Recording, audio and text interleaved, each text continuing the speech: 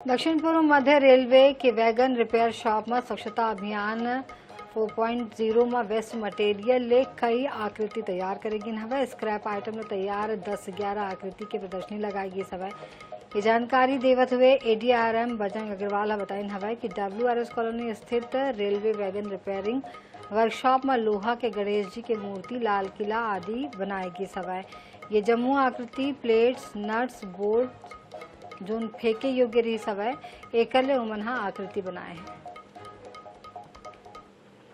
छत्तीसगढ़ में कहीं न कहीं नए नए प्रयोग होते रहे हैं ताकि पर्यावरण को स्वच्छ बनाया जा सके। और ऐसे में आप मेरे पीछे सबसे पहले तो मैं तस्वीर आपको दिखाऊंगी। आप देखेंगे कि जैसे हम इंडिया गेट देखते हैं वैसे ही एक गेट यहाँ पर तैयार किया गया है। और ये जो है ये ऐसा वैसा गेट नहीं है, लोहे से पूरा तैयार किया गया है, जो कि वेस्ट मटेरियल जो होता है रेलवे का उससे ये बनाया गया है। और ऐसे में हमारे साथ है ADRM सर, उनसे सीख गया क्यों इसको जो है इतना खास बनाया गया है। सर, ये जो गेट बना है इसका बनाने का कारण क्या था, किस वजह से इसका निर्माण हुआ है? इसके पीछे एक ही प्रेरणा रही है कि स्क्रैप मटेरियल जो हमारे रेलवेज में निकलता है, वैगन को जब रिपेयर करते हैं उसमें बहुत सारे स्पेयर पार्ट्स निकलते हैं जिनको हम स्क्रैप में सेल करते हैं या अदरवाइज कुछ सामान को हम उसके वेस्ट में डाल देते हैं।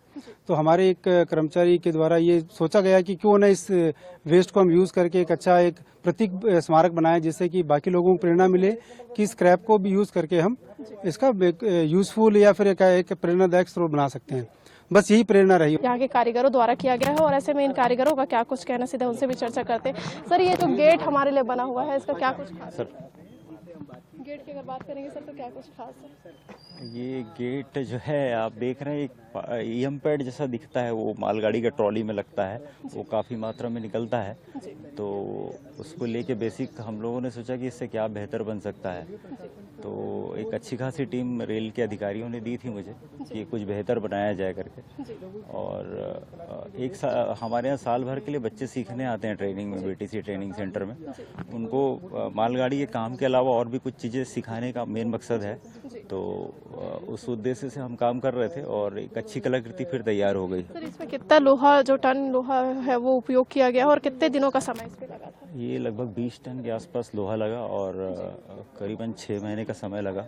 आने वाले समय में राजधानी रायपुर के विभिन्न चौक चौराहों पर इसे लगाने का प्रयास जो है वह भी किया जाएगा। और साथ ही जो कारीगर इससे जुड़ के काम करते हैं, जो रेलवे के अधिकारी इससे जुड़ के काम करते हैं, उन्हें आने वाले समय में सम्मान जो है वो भी दिलाने का प्रयास किया जाएगा। कैमरामैन इकराम कुरैशी के साथ दावनी बंजारे, INS 24/7 रायपुर।